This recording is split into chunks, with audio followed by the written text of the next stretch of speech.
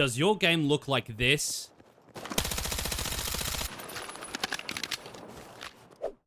But you want it to look like this? In this video, I'm going to be breaking down the exact settings you'll need to improve your gameplay.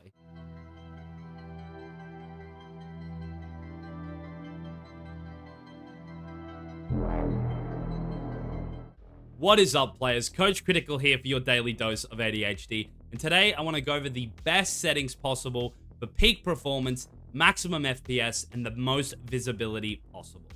I'll have each setting timestamped for quick and easy browsing, but if you're serious about your gameplay, I highly recommend watching the whole video.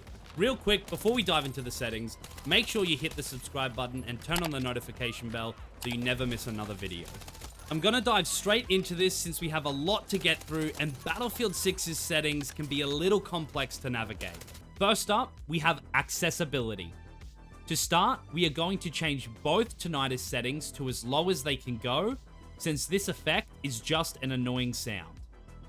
Next up, we have color profiles. And here, I highly recommend just tweaking the colors to something easier to see or nicer on your eyes. Here, we have all the camera effects, and these are very important as we don't want any blur or shake in our game, as this will make it harder to see during gunfights. We are basically going to turn everything here to as low as it can go, or off, except for reduce sprint camera bobbing. We are going to turn this on. Next up, we have gameplay. I just thought I'd mention capture area outline, as this is a great feature for being able to ensure you are staying inside the capture zone and help position yourself better while capturing. Mouse and keyboard is a quick and easy one, as we only need to make sure one thing is turned on, and that is mouse raw input. And while this is on by default, I thought I'd mention it just in case anyone on mouse and keyboard has turned this off. Please keep this on. Now we have the golden part of this guide, graphics.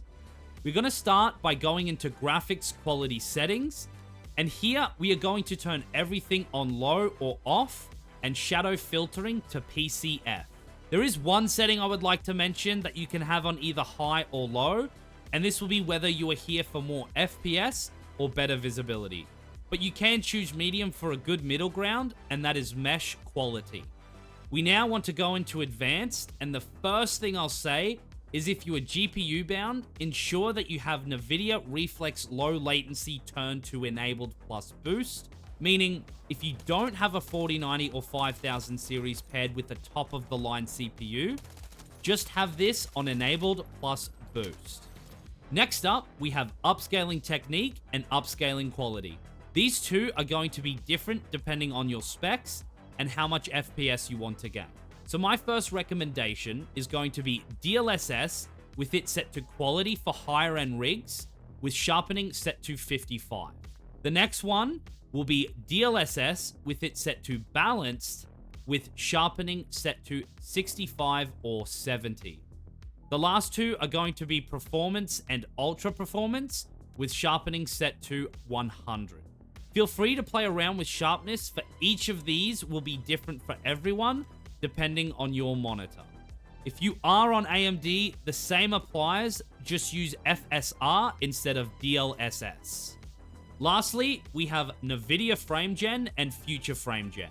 You want both of these off, as these two settings are known to cause latency and really are just fake frames. Here we have field of view, and while this is personal preference, I would like to just say that I highly recommend keeping this between 110 and 120 for the best visibility.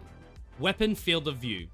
This setting basically means if it's set to wide, your gun will appear smaller, and if it's set to narrow, your gun will appear bigger. I would recommend wide, as it will improve your visibility and remove unnecessary clutter from your screen.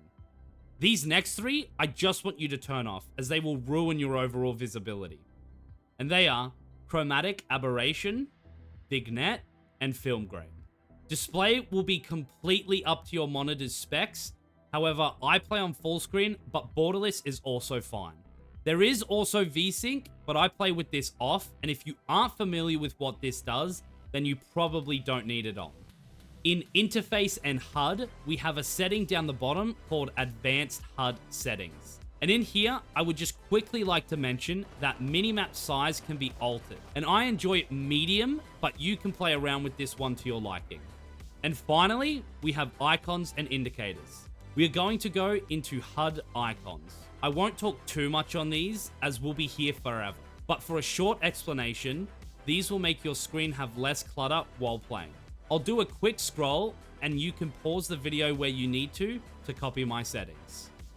Last but not least, we have audio. While audio won't help with your FPS or visibility, it will help with your overall surroundings and what you can hear. In configuration, my personal go-to choice for the best chance at a great sounding game and the ability to really help you hear footsteps is going to be 3D headphones for sound system with war tapes for audio mix. Now that we have fine-tuned your settings, I would love to hear how it feels in your next match.